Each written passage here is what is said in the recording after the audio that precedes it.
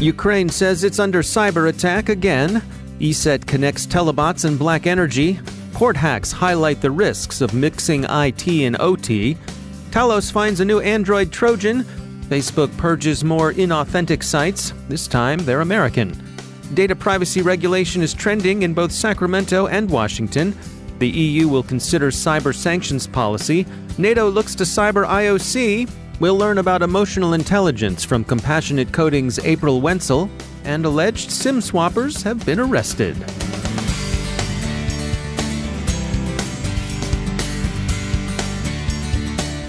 And now a word from our sponsor, Wombat. When it comes to security, it doesn't matter how deep your moat is or how high your castle walls are if an unaware employee lowers the drawbridge for cyber criminals. 90% of attacks now start with phishing and social engineering to gain access to systems and data, so educating your employees to spot and defend against these threats is more crucial than ever. Wombat Security, a division of Proofpoint, is the leading provider of information security awareness and training software designed to educate your employees to identify social engineering and protect your organization. Through phishing simulation and knowledge assessments, Wombat paints a picture of where your employees are vulnerable and changes their risky behaviors through highly effective interactive training. Born from research conducted at Carnegie Mellon University, Wombat's suite of training covers topics from phishing and social engineering to physical and office security and even compliance topics like GDPR. And now, through an integration with Proofpoint's world-class threat intelligence, Wombat is leading the way with phishing simulations and content based on the latest emerging threats. Don't let cyber criminals into your castle. Transform your employees from risky to ready with Wombat Security. To learn more, visit wombatsecurity.com/cyberwire. That's wombatsecurity.com/cyberwire. And we thank Wombat for sponsoring our show. Major funding for the CyberWire podcast is provided by Cylance. From the CyberWire studios at Data Tribe, I'm Dave Bittner with your CyberWire summary for Friday, October 12, 2018. Ukraine's SBU security service warns that various government agencies in Kiev are under cyber attack again. No attribution so far. ESET reports that telebots and black energy, and therefore Industroyer and NotPetya, are linked to the same threat actor. They found that the XML backdoor deployed in April used the same infrastructure that telebots used to deploy NotPetya. And they concluded that XML itself is an evolved version of the Industroyer malware Black Energy deployed against sections of the Ukrainian power grid. ESET doesn't explicitly attribute the operation to anyone, but as ZDNet points out, they don't have to. Western governments have by consensus already attributed the operations to the Russian state intelligence services. ESET's results simply provide more confirmation. Observers look at cyber attacks against the ports of Barcelona and San Diego and conclude that mixing IT and OT yields unacceptably high risk. The Barcelona and San Diego incidents appear to have been largely confined to business systems, but port operations were affected too, if only through a commendable abundance of caution. Attacks on industrial infrastructure have often begun by compromising business networks and moving from there to operational technology. That's what seems to have happened in the attacks on the Ukrainian power grid. Sometimes it works the other way around, as it did in the Target breach, when a compromised HVAC contractor enabled hackers to pivot to point-of-sale systems. Cisco's Talos Research Group has found a new Android Trojan, Gplayed.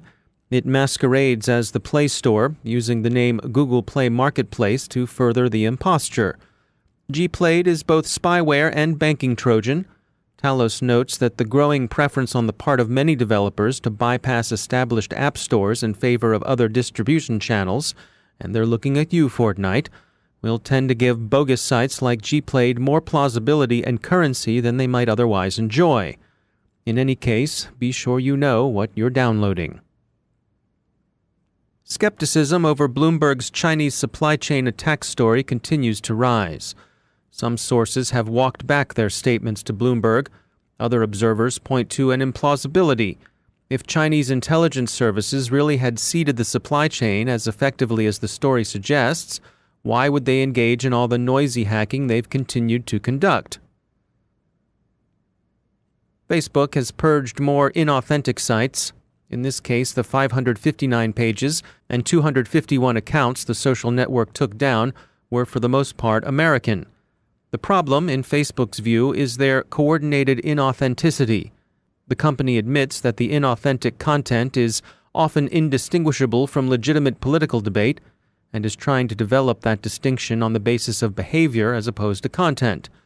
The inauthenticity specified is money-making, clickbaiting people into ad farms. There is some irony in the notion that a social network would find making money from advertising suspicious, but this is more cognitive dissonance than contradiction.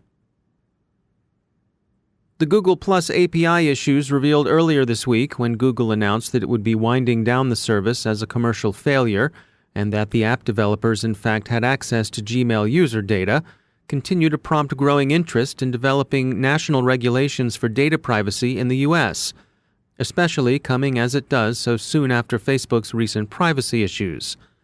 3 senators asked Google yesterday why it decided not to disclose the privacy issues back when it discovered them.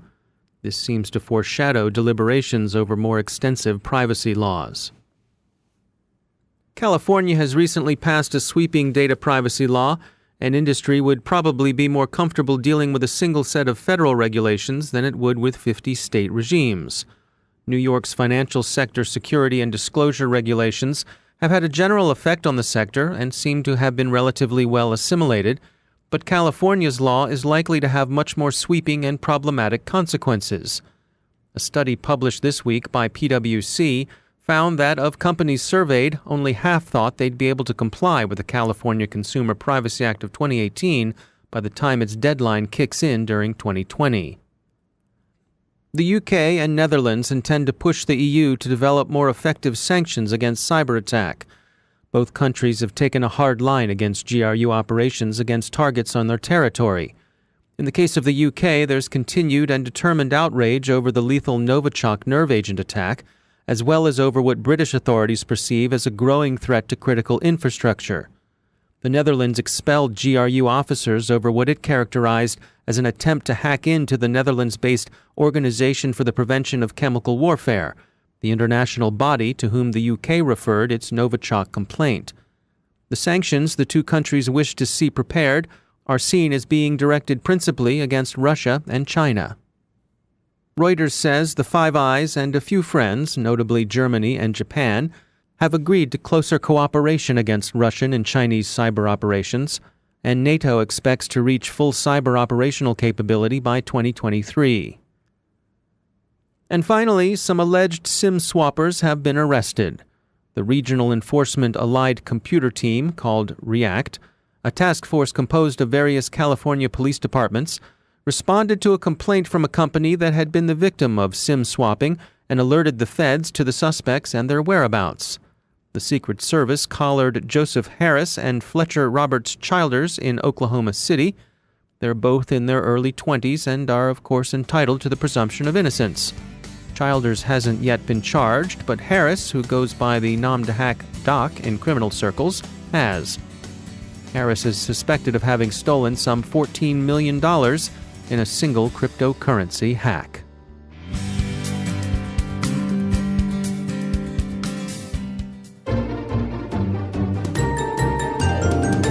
And now a word from our sponsor. Who's that sponsor, you say?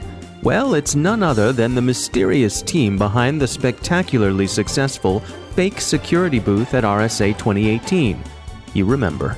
It was the one with no vendor name, no badge scanning, and the charismatic snake oil salesman pitching his imaginary cybersecurity cures for all that's ailing businesses around the world.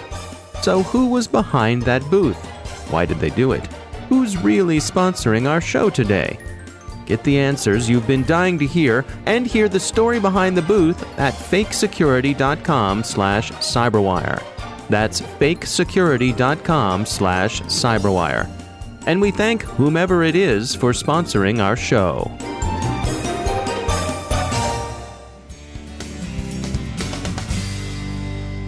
And joining me once again is Jonathan Katz. He's a professor of computer science at the University of Maryland and also director of the Maryland Cybersecurity Center. Jonathan, welcome back. We had an interesting story come by. This was from Fast Company, and the title of the article was MIT's Tool for Tracking Police Surveillance, a Cryptographic Ledger. This sounds like something that is right up your alley. What's going on here?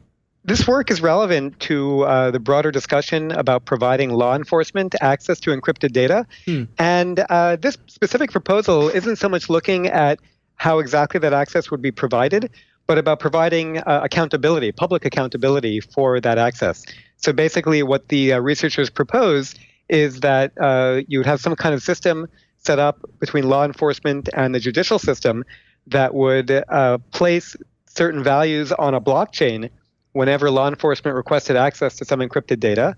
And the idea then would be that the public could look at what kind of requests are being made, how often these requests are being made, and even down the line, after the investigation might be over, they could even potentially look at the data that was requested and get a sense of how often this kind of thing is going on. So really leveraging that transparency that is inherent in the blockchain, I suppose in this case, people hope for the greater good for law enforcement. Yeah, that's right. So I think a lot of people are concerned about providing unfettered access to law enforcement to access encrypted data. And part of their concern, I think, is not that they mind law enforcement going after real criminals, but they mind the idea of law enforcement being able to target whoever they like for no particular reason. And so providing accountability like this might actually make people more comfortable with the idea of giving law enforcement access. And what is your take on this? Does the underlying science seem to make sense? I mean, from a cryptographic point of view, is this a workable solution? I think definitely, yes. I think, again, if you're comfortable with the idea of providing access at all, then the idea of providing accountability in this way is actually a really interesting one. And I'm all for the idea of providing greater accountability in government in general. So that does seem like a reasonable approach. And what about from a privacy point of view? What's the flip side here? Are there things that people could have concerns about of making this sort of information available? Well, I think people are always concerned about whether or not law enforcement and the judicial system would actually use the technology. So, for example, you can imagine that if law enforcement has the ability to go after encrypted data, then they may not contact a judge and request permission, or they may contact a judge, and the judge may decide that in this particular case, they don't have to report it, making that decision on their own, kind of an extra legal decision. And so people who are concerned about government infringement on their privacy might just as well be worried that the government won't use the system as it's been proposed. Right. The blockchain doesn't do you much good if the folks actually aren't using it. Yeah, that's right. And it's not so easy to prove that somebody failed to use the system properly. Right. All right. Well, it's interesting. Certainly worth keeping an eye on. As always, Jonathan Katz, thanks for joining us. Thank you. Now a few words about our sponsor, Invictus. We've all heard that cyberspace is the new battle space. Invictus International Consulting was founded by people who know a battle space when they see it. This leading cybersecurity company, headquartered in Northern Virginia, boasts an expert staff with decades of cybersecurity, technology solutioning, and intelligence analysis experience. Its customers in the intelligence, defense, and homeland security communities highly value these Invictus cyber warriors and their professional ethos. Invictus is a service-disabled, veteran-owned small business, that's SDVOSB, with over 60% of the Invictus workforce comprised of veterans.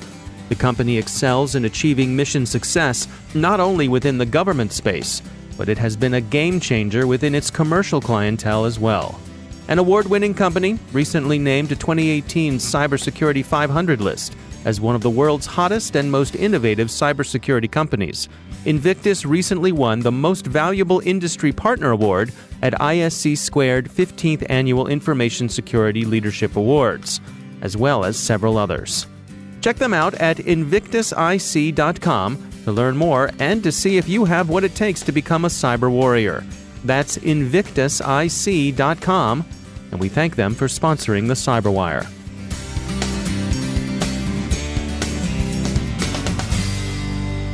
My guest today is April Wenzel. She's the founder and CEO of Compassionate Coding, an organization that aims to combine the effective practices of agile software development with a focus on empathy and the latest in positive organizational psychology. She's a veteran software engineer and technical leader with more than a decade in the software industry. So I was a software engineer, and I led engineering teams in various startups in Silicon Valley for about 10 years. And I noticed a lot of problems with the industry, things like lack of diversity, lack of other women around me in my work. I also saw teams failing due to just unproductive conflict happening in code reviews or just on the team in general. And I saw that some of the products we were building were having a negative impact on the world. We see this with like Facebook using data in potentially unethical ways. And my realization was that all of these are really symptoms of an underlying problem, which is that in tech, we really haven't been caring enough about human beings. And so that's what I set out to solve with my company, Compassionate Coding. Now, what you talk about is bringing emotional intelligence and ethics to the tech industry. I think most of us are familiar with the notion of ethics, but can you describe to us, what do you mean by emotional intelligence? So emotional intelligence is a term that was popularized by Daniel Goleman. And the idea is that we talk about, IQ, our intelligence quotient. And there's this idea that there's another aspect of the way our mind works, and that's the emotional side. And that there's something like that we could call the emotional quotient. It's our ability to interact in the world while understanding and managing our own emotions, and understanding and interacting with the emotions of other people. And so the field of emotional intelligence includes a lot of different types of skills, things like having confidence, having motivation, having persistence and resilience. Those are kind of personal aspects of emotional intelligence. And on the other hand, communication skills, so having empathy, being able to persuade people, things like that in the social arena.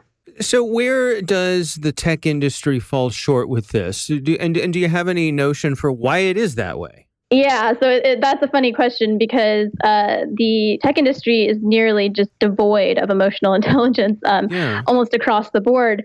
And I think there are reasons for this. So I think, relevant is that Linus Torvalds, the creator of Linux, recently came out and said that he doesn't really have a lot of empathy or understanding of emotions of other people, and that his behavior has hurt others. And so it was a big deal that he came out because he is like sort of a figure that's been representative of the caustic nature of the tech industry, people in the tech industry. And the fact that he came out and admitted that this has had harmful effects on people was a big deal. And this just happened recently. And so I think what happened was, in the early days of the tech industry, some of the first people that got involved were these sort of they had very low emotional intelligence skills, and they became representative of what made for a good software engineer. And so they started hiring people who were just like them. And so it kind of created this idea that to be a good software engineer, you have to be like these people. You have to not care about human beings. You have to care more. You have to interact with people in the same way that you interact with a machine, in this very direct, rational way where there's no room for any emotions.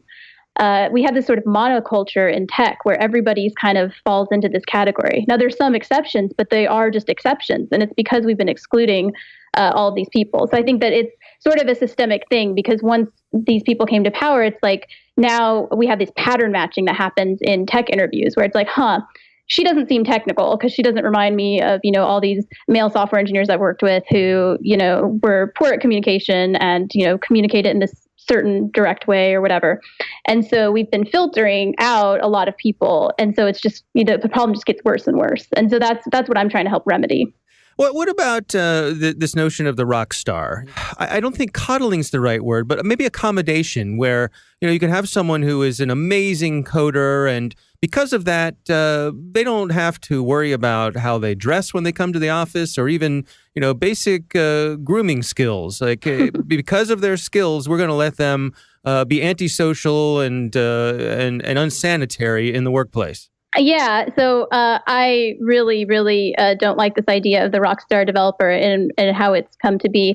And I think that it's harmful because no matter what kind of code this person's producing, they are affecting the people around them, meaning that if they're being, abrasive in code reviews and insulting and abusive to people around them, they're like their behavior is toxic, then it's hurting the productivity of everyone on the team.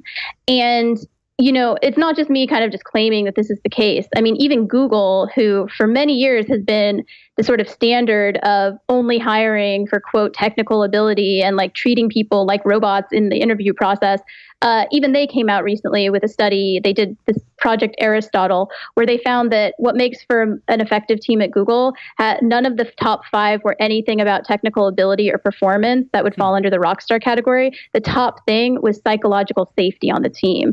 And everything was all sort of people stuff. It was other stuff like structure and clarity and things like that. There was nothing, quote, technical in what makes for an effective team at Google.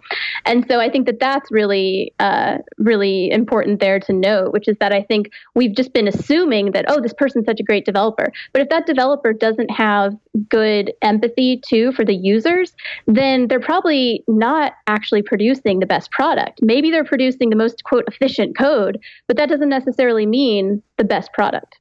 There's this impulse that I see particularly in the tech world, and I think it's amplified on Twitter in particular.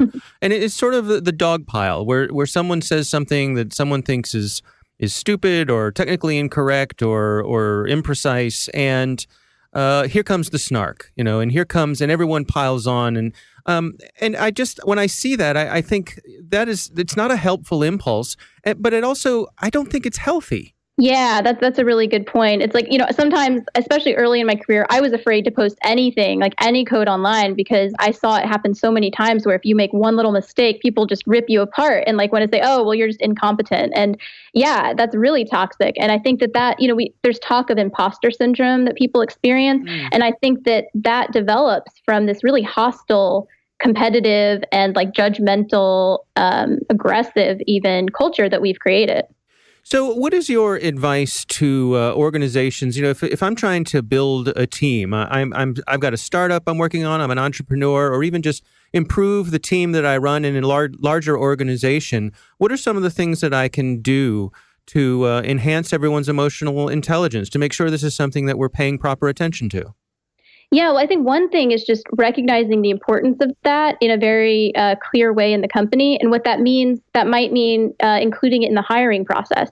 Because a lot of times, we'll put people through these rigorous like coding tests, which I don't think is a very good way to interview people in the first place, because it's not very representative of the actual work that they're going to be doing, which is usually much more collaborative and everything like that. So I would say, de-emphasize all of that and emphasize the person's ability to communicate well in the interview. And again, that doesn't mean that they're not awkward or something like that. It just means that they seem interested in what you're saying, and that they're able to convey ideas, and that they're able to understand what other people might be thinking. And you can get at that by asking about past places they've worked or past projects they've worked on. And so I would say you have to update your hiring processes to factor in empathy and emotional intelligence, and also your promoting practices. Who gets promotions, who gets rewarded, who gets the bonuses, because there's a lot of work that goes on in software teams that isn't credited. Like if you're the person who talks to designers and talks to other people, and you do that well, that's part of your job. It's not just about how many lines of code you produce or something like that, or how many tickets you close. It's really, there's a lot of stuff that happens that isn't credited well. And so I think that if you're going to value this on the team, that's an important part. And again, like doing some sort of training, whether it's through videos or something like that, or bringing somebody in, but providing resources to help people grow these skills, because that's all they are skills that can be grown. That's April Wenzel from Compassionate Coding. You can learn more at the Compassionate Coding website. That's compassionatecoding.com. And that's the Cyberwire. Thanks to all of our sponsors for making the Cyberwire possible, especially to our sustaining sponsor, Cylance. To find out how Cylance can help protect you using artificial intelligence, visit Cylance.com. And Cylance is not just a sponsor, we actually use their products to help protect our systems here at the Cyberwire. And thanks to our supporting sponsor, VMware, creators of Workspace ONE Intelligence. Learn more at vmware.com. The Cyberwire podcast is proudly produced in Maryland out of the startup studios of Data Tribe. where they're co-building the next generation of cybersecurity teams and technology. Our CyberWire editor is John Petrick, social media editor Jennifer Ivan, technical editor Chris Russell, executive editor Peter Kilpie, and I'm Dave Bittner. Thanks for listening.